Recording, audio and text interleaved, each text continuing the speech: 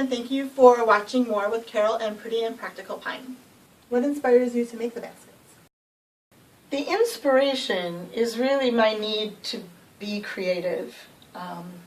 There's just something fulfilling about taking a bunch of these, which I harvest myself, and turning them into a basket like this, or like one of these bigger ones.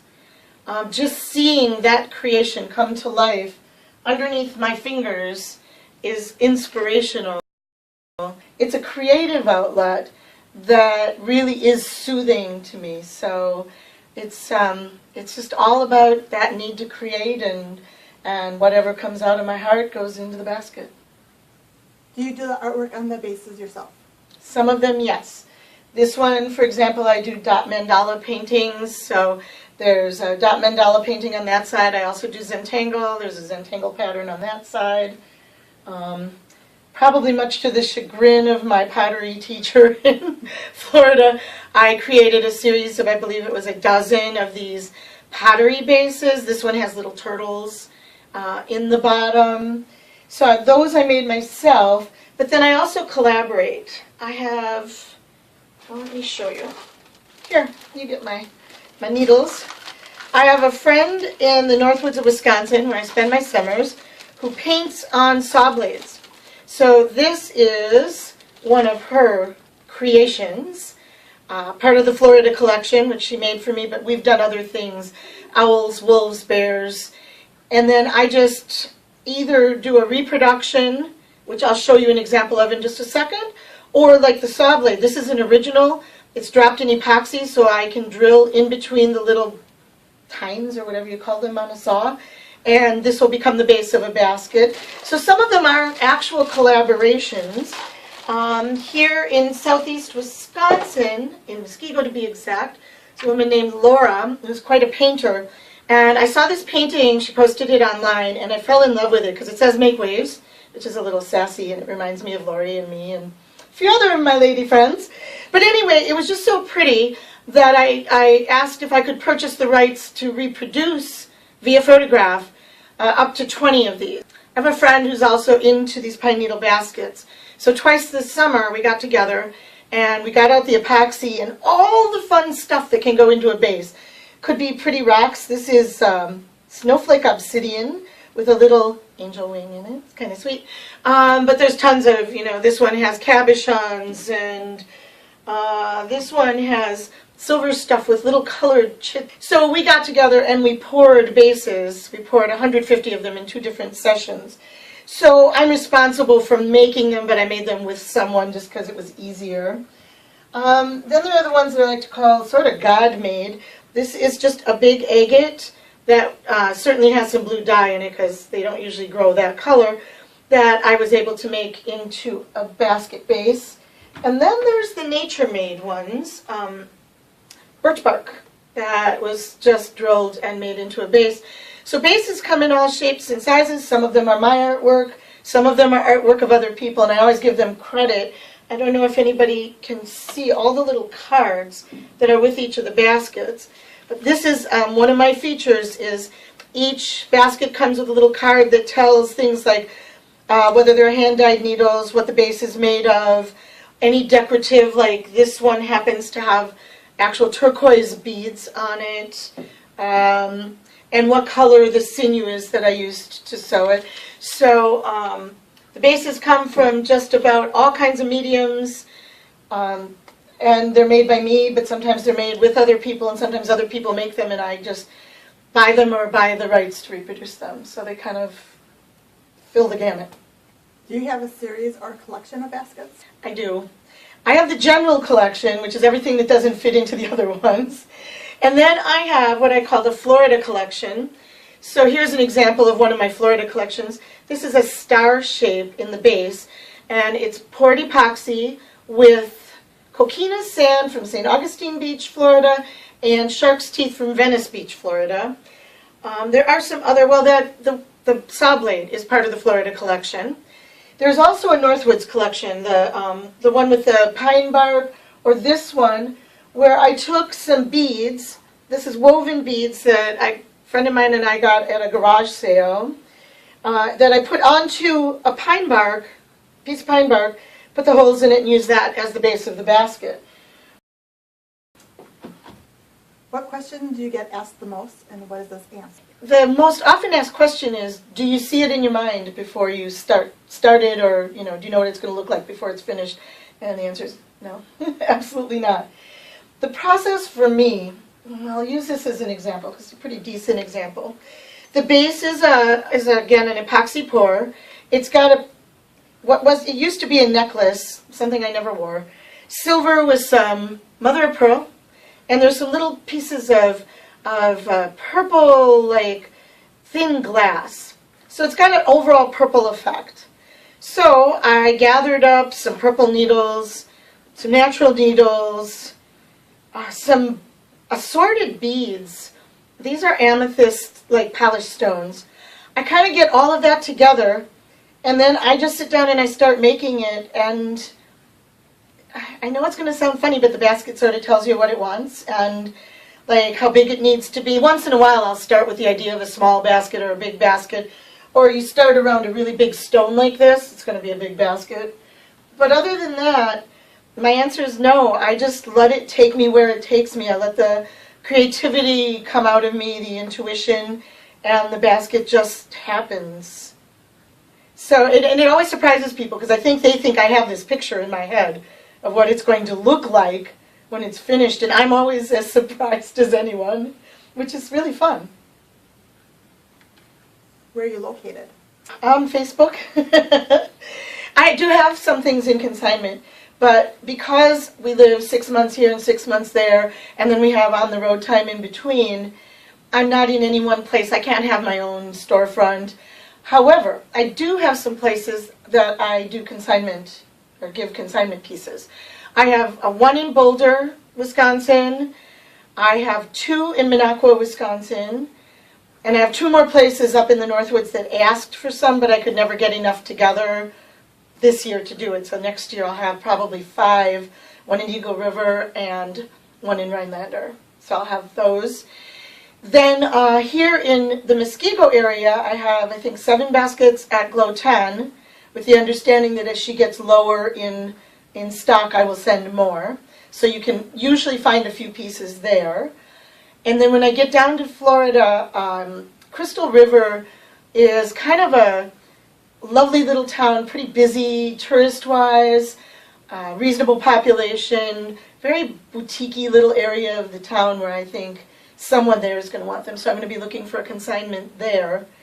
And in addition to all that, I do custom. So if you're not finding me in a consignment store and you don't see anything on Facebook that you really want, I also create pieces specifically for clients. So it could be a number of things. Sometimes, for example, I always show my bases when I get them poured.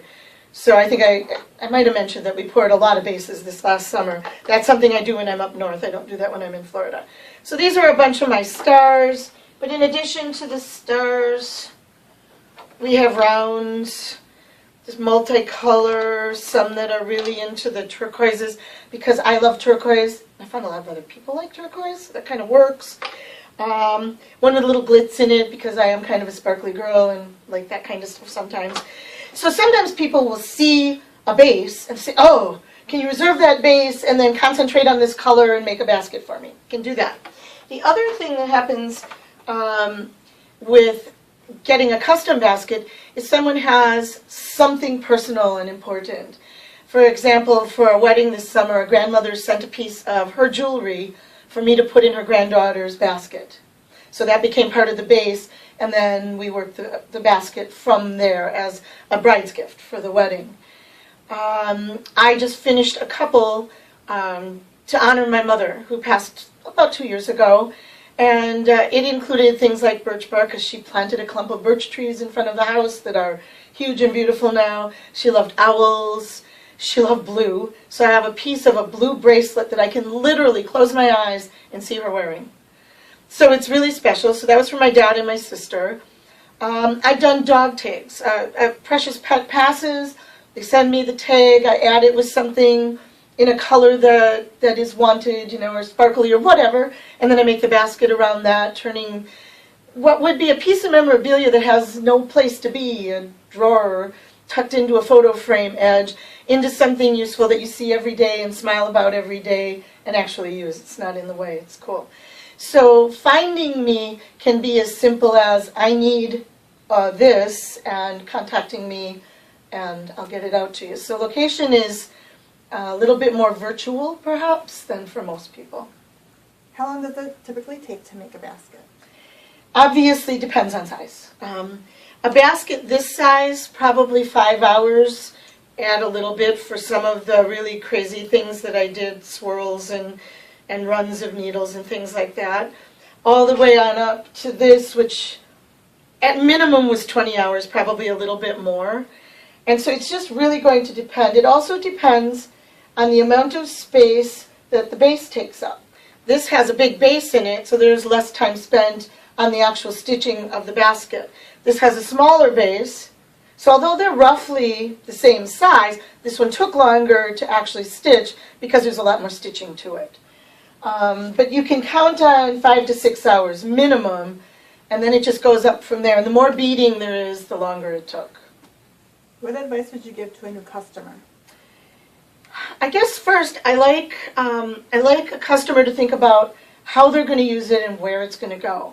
Some people do indeed put these up on the wall, and that's perfectly fine. I would never tell someone not to.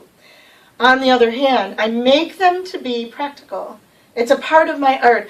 I think that everyday objects, when they're artistically made and they are artful, they're more special. They're more likely to be used for the purpose. An example is I have 2 huge baskets that I use when I go to the grocery store. And I actually use them. They're not pine needle baskets because that would take too long and it wouldn't be the right use. But I also have a whole lot of those canvas bags, and you know where they are? In the car. And they always stay in the car. I never can remember. Why? Because they just don't stay in my brain. Where these, they're pretty. So you're going to use them for the purpose you bought them for. So think about what you're going to do with it. That's my advice. They're easy to clean, easy to care for, so that shouldn't be a concern. You're not going to put anything wet or mushy in them. Other than that, you can use them for anything from candies to breads, fruits that are in their peels, keys, jewelry change. So whatever you're going to use them for. And then where are you going to put it? If you've got a little tiny spot on the edge of your bedside table, you're not going to pick a big basket. You're going to pick a little basket. So consider size for the space. And of course color, but if you don't find something in the color you want, I can always custom that. What is your favorite part of the Pretty and Practical Pine business? I knew she was going to ask that, but there isn't a favorite. I love all of it. For me, this is about reuse and reclaiming. Every little bit of jewelry and beading that you see came from a garage sale. It was something that somebody was going to throw out. They put in a big baggie probably, put $5 on it, and as long as I could find 1 or 2 pieces from the outside looking in, I'd get it, and then I'd get home and I'd find all these little treasures in there. The pine needles are never taken from the live part of a tree. They're either on the ground or they're dead on a limb, and I'm just harvesting from there. So it's reusing Mother Nature's discards, reusing other people's discards. That's a favorite. I love harvesting. Harvesting is what I do when I'm in Florida or in the southeast. That's where the longleaf pine, the loblolly pine, and the slash pine grow, all having needles that are 10 to 18 inches long. The up north pine trees have needles up to 6 inches long, and they can be made into baskets, but it's really much harder, and they don't turn out as well. There's a lot more little bits sticking out that are hard to deal with, where these long needles are just a pleasure to work with. So I love harvesting. So that's my Florida thing. Then I get up here, and there's no harvesting to do. So when I'm not making a basket, I'm hand dyeing. So these are all hand dyed, and they're maybe 3/4 of the colors I have a bunch more. And making bases. I love to make the bases, whether it's pottery or pouring the epoxy or hand painting or discovering an artist. I love all of that. The most serene part, so the favorite from a serenity standpoint, is when I actually have all the stuff together, some sinew, all the needles, the base, some beads, and I'm ready, and I just can sit and start to watch that pile of needles turn into something beautiful and useful and have a shape that you just wouldn't expect. I just love that. I even love, because every one of these is finished with polyurethane, and it makes the colors pop. So although slapping on the polyurethane may not do it for me, as I watch everything just become even more alive, it just gets me again. So I kind of like the whole process, and maybe that's why I keep doing it, is because it's not just about sitting there stitching my brains out day after day after day. It's making bases, it's harvesting needles, it's coloring the needles, it's finding things to put in the bases. It's all of it. I love all of it. Thank you, Carol, for sitting down with me today. I really appreciate it. Thanks, Lori. It's been fun. Please check the description for all of Carol's contact, social media, and website information. You can also find her information plus other Pretty and Practical Pine content at ourentrepreneur.network.com.